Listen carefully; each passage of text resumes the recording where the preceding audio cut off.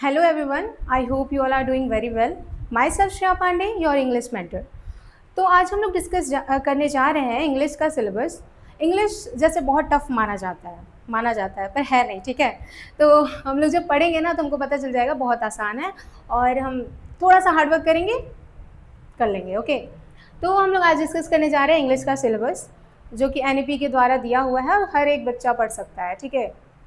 तो let's discuss.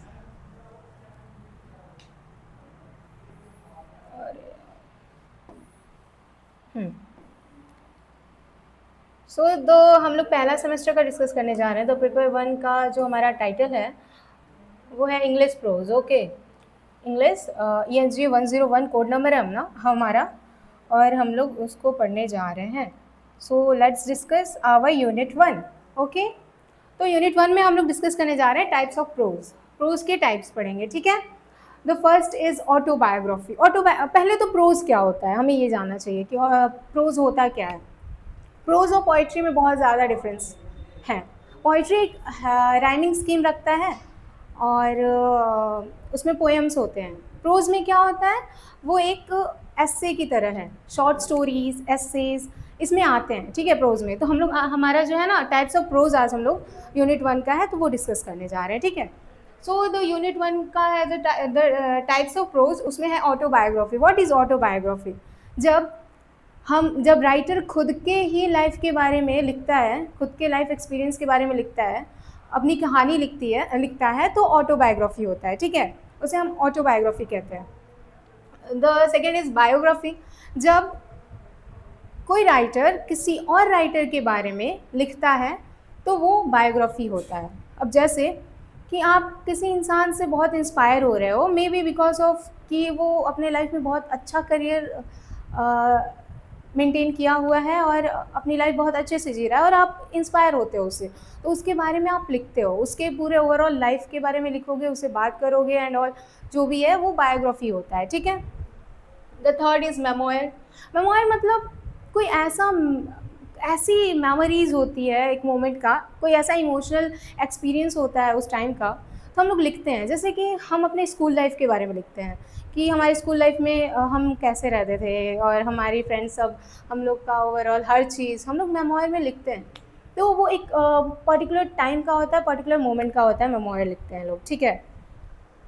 Travelogue में वो सारे चीज़ें लिखी जाती है जो ट्रैवल लोग करते हैं, राइटर्स ट्रैवल करते हैं, अपने एक्सपीरियंस को शेयर करते हैं, कब कहाँ क्या करना चाहिए, वो सब सारी गाइडलाइंस भी लिखते हैं। And one thing I will say to you all guys कि आप कहीं भी जाओ ट्रैवल करो तो एक बार ना डायरी राइटिंग स्टार्ट करके देखो।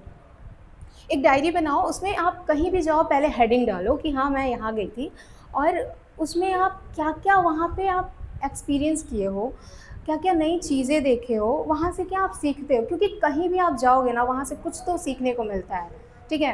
तो वो चीज़ हमें लिखना चाहिए, वो आप लिखो एंड आप मानोगे नहीं, आप कुछ दिनों बाद कुछ सालों बाद आप वो डायरी लोगे और देखोगे तो आपको लगेगा कि यार ये प्लेस कितना अच्छा है ना, मैं गई थी, और वो सारी फीलिंग्स वो सारी डिज़ायर्स हम लिखते हैं उसमें। जैसे पहाड़ों की दुनिया मैं तो नहीं जानती पर्सनली, पर जो गए हैं वो जानते हैं। और जब वो लिखते हैं ना तो जो राइटर लिखता है पहाड़ों के बारे में और जो रीडर उसको पढ़ता है, वो इमेजरी लगता है, इमेजिनेशन करने। वो जब इमेजिनेशन करता है ना तो उसको लगता है कि यार मैं वो जी रहा हूँ, वो तो इंसान जिया है, वो लिखा है, पर मैं जब पढ़ रहा हूँ तो मैं जी रहा हूँ उसको। तो यार लिखना चाहिए। ट्रैवलॉग में यही चीज़ें हैं। And then periodical essays, and then formal essays, and then personal essays के बारे में हम पढ़ेंगे, ठीक है। देन एलिमेंट्स ऑफ प्रोज, क्या क्या एलिमेंट्स है प्रोज के। तो थीम तो होता ही, ऑब्वियसली हर एक चीज़ में थीम होता है। Point of view, then sentence pattern, imagery में टोन और मूड, ठीक है। एनालॉजी हो गया, एनेक्डोट हो गया, एंटीथेसिस हो गया, अफोरिज्म हो गया, डिक्शन हो गया, ह्यूमर हो गया एंड पैथोस हो गया।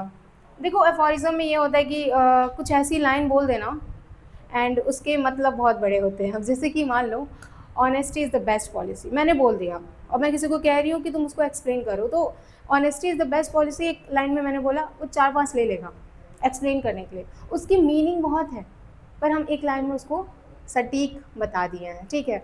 I am using this all words so that आप लोग ना एकदम आराम से रिलेट कर पाओ, समझ सको, ठीक है। मैं एकदम किताबी वाला वर्ड्स यूज़ नहीं कर रही हूँ, and I hope you all guys will understand. अगर दिक्कत होगी तो you can share with me, okay. Then let's talk about the unit 2,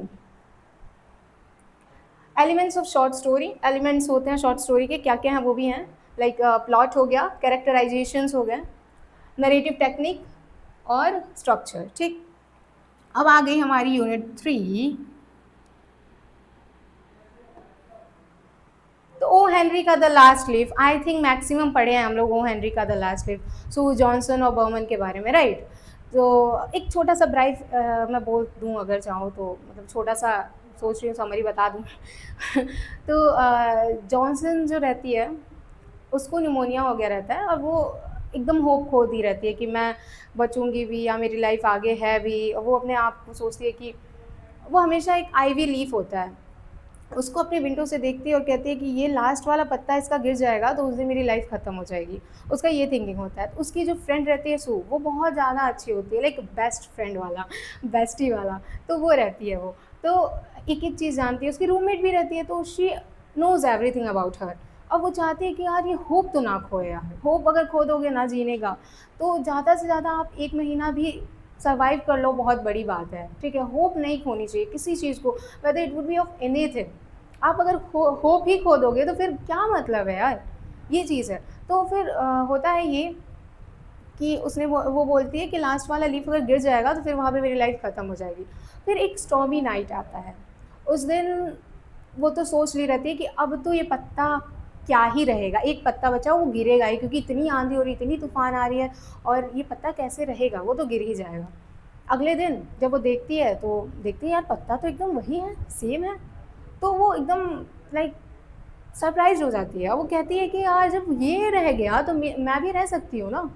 वो उसका होप वहाँ पे आ गया। एंड बाद में उन लोग को पता चलता है कि बर्मन जो कि एक मास्टरपीस बनाते हैं सेम, और उन्होंने ही बनाया था, और उनको प्रॉब्लम हो जाती है just because of that storm weather, और बारिश की वजह से वो इतना भीग गए रहते हैं कि उनको प्रॉब्लम हो जाती है, एंड ही बिकम सिक। तो यार देखो इसमें बहुत सी सारी थीम्स हम देखें तो फ्रेंडशिप भी है, और होप को हमेशा अपने आप में ना होप रहना चाहिए, होप नहीं खोने देना चाहिए, किसी भी हालात में रहो आप होप रखो अपने पास। ये चीज़ बताता है ओ हेनरी का द लास्ट वेव, ओके। तो आई थिंक छोटा सा ब्राइटली मैंने बताया, जब मैं इसको बताऊंगी तो क्लियर वे में एक एक चीज़, कैरेक्टर्स, सब कुछ सबको डिफाइन करूँगी, ओके, थीम भी सब कुछ। तो आप सभी को इसमें रहना पड़ेगा ये सब पढ़ने के लिए, ठीक है।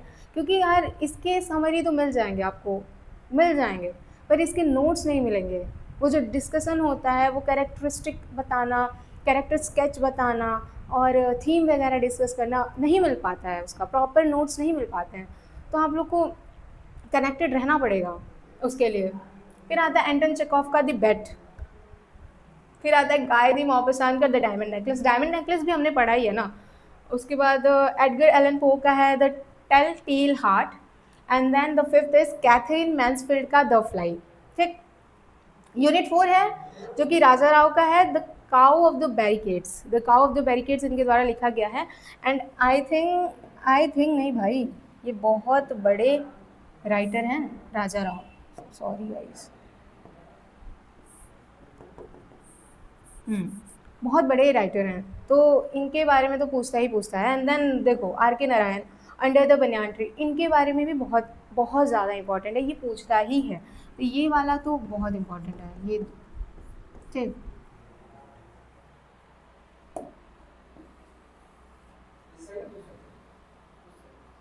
फिर तैमसुला आओ का डेथ ऑफ ए हंटर, ठीक। And the fourth is Ruskin bond का है the blue umbrella, blue umbrella बहुत अच्छी इंटरेस्टिंग स्टोरी है, पढ़ेंगे तो मज़ा आएगा। फिर यूनिट 5 है फ्रांसिस बेकन का ऑफ स्टडीज़, ठीक। रिचार्ड स्टिले का है the spectator club, the third is Robert Louis Stevenson का है walking tours, and the fourth is Oliver Goldsmith. Oliver Goldsmith के बारे में तो हम सभी जानते हैं कि कितने अच्छे राइटर हैं वो, ऑन नेशनल प्रेजुडिस के बारे में लिखते हैं, ठीक है। The fifth is Robert lint, उन्होंने लिखा है on not being a philosopher, मतलब वो बोलते हैं कि मतलब थोड़े प्रॉब्लम्स के बारे में बताते हैं कि फिलोसोफर कितनी प्रॉब्लम्स को झेलता है, ठीक है, यही चीज़ है। And then we will talk about the sixth unit, जो कि वर्जीनिया वुल्फ ने प्रोफेशन फॉर वुमेन उसके ऊपर लिखा है। Virginia Woolf one of the feminist मैं बोलूँगी भाई, वो बहुत अच्छी वुमेन राइटर हैं। वो बस केवल ये नहीं लिख, वो ऐसे लोगों ऐसी चीज़ों के बारे में लिखती हैं कि कितनी प्रॉब्लम्स वुमेन सर्वाइव करती हैं, हर चीज़। पीपल वांट कि women angel of the house बन के रहें, बिकॉज उनका काम है घर को संभालना, खाना बनाना एंड फैमिली रिलेशनशिप को मेंटेन करके रखना। लेकिन ये सोसाइटी चाहती है, बट वुमेन का खुद का ड्रीम होता है कि नहीं, if you want your life a respective full of कि भाई मुझे बहुत आगे जाना है, तो आपको सोसाइटी के कुछ नॉर्म्स, कुछ रेगुलेशंस को हटाने पड़ेंगे एज अ वुमेन, क्योंकि बहुत लोग बहुत कुछ बोलेंगे एंड आपको आगे बढ़ना है, तो ये चीज़ आपको हटाना पड़ेगा। वर्जीनिया वुल्फ यही बताती हैं कि आपको अपने लिए स्टैंड लेना है, आपको आगे बढ़ना है एज अ वुमेन। आप सोसाइटी के बातों को सुनकर नहीं रह सकती हैं, वर्जीनिया वुल्फ ये कहती हैं, और बहुत अच्छी राइटर, बहुत प्रोमिनेंट राइटर हैं। And then the second is APJ Abdul Kalam का है, हाँ sorry, patriotism beyond politics and religion, और ये फ्रॉम आवर इग्नाइटेड माइंड्स इन्होंने जो बुक लिखी है उसमें से लिया गया है, ठीक है। And the third is Rabindranath Tagore का है, nationalism in India from nationalism. तो हियर हमारा कंप्लीट होता है यूनिट 6। सो गाइज, तो हमारा सिलेबस कंप्लीट हो गया एंड आई होप कि आप सभी को समझ में आया होगा। नहीं समझ में आया होगा तो आप कमेंट में बताना कि मैम आपने यहाँ कुछ गलत किया है, समझाया है तो थोड़ी सी प्रॉब्लम हुई है। मैं कोशिश करूँगी कि नेक्स्ट जो वीडियो होगा, लेक्चर होगा, उसमें मैं आपकी कन्फ्यूजन को क्लियर करूँ। एंड हमारा बैच आ रहा है सारथी बैच, उसमें एनरोल हो जाना यार, क्योंकि सच मैं बता रही हूँ, अपनी बात बता रही हूँ कि आपको समरी मिल जाएगी, पर ये है डिस्क्रिप्टिव और इसको हवा लोग बना रहे हैं। But from my point of view I will say कि you all are very lucky कि आप लोग को डिस्क्रिप्टिव मिल रहा है, बिकॉज हम चाहते हैं कि हमें डिस्क्रिप्टिव मिले, क्योंकि ना आप भी पढ़ रहे हो, आप दिन भर मेहनत कर रहे हो, रात भर मेहनत कर रहे हो, वहीं बगल वाला जो इंसान है वो शायद नहीं पढ़ता है उतना, फिर भी उसका लक काम कर जाता है, वो तुक्का मार देता था और वो अच्छा नंबर ला देता था, और हम we all are like surprised, कैसे कर लिया ये, कैसे हम लोग से ज़्यादा नंबर ला दिया, ये तो पढ़ता ही नहीं था यार। ऑब्जेक्टिव में यही होता है हमारा लक। मैं तो मेरा अपना पर्सनल बताऊँ कि मुझे जितना आते थे ना, मेरा उतना ही सही होता था, मैं अगर जो तुक्का मारती थी वो सही ही नहीं होता था, तो वो लक का भी काम होता है वहाँ पे, ठीक है। और डिस्क्रिप्टिव में लक नहीं होता है, डिस्क्रिप्टिव में आप जो पढ़ोगे वो लिखोगे तो आप अच्छे मार्क्स ला सकते हो, बहुत अच्छे मार्क्स ला सकते हो। तो मैं बोलूँगी कि आपको समरी मिल जाएगी, बट आपको समझना है, तरीका आना चाहिए, आपको लिखना आना चाहिए। और उसमें भी ऐसा नहीं है बस समरी पूछता है, उसमें आपको कैरेक्टरिस्टिक्स पूछेगा, कैरेक्टर स्केचेस पूछेंगे, आपको थीम पूरा डिस्कस करना रहेगा, आपको एक एक थीम पूछेगा, तो आपको वो पूरा स्टडी मटेरियल्स होने चाहिए आपके पास। तो उसके लिए ये बैच है, आपको एनरोल करना ज़रूर, and I hope you all are enrolling, right. So that's all for today, thank you.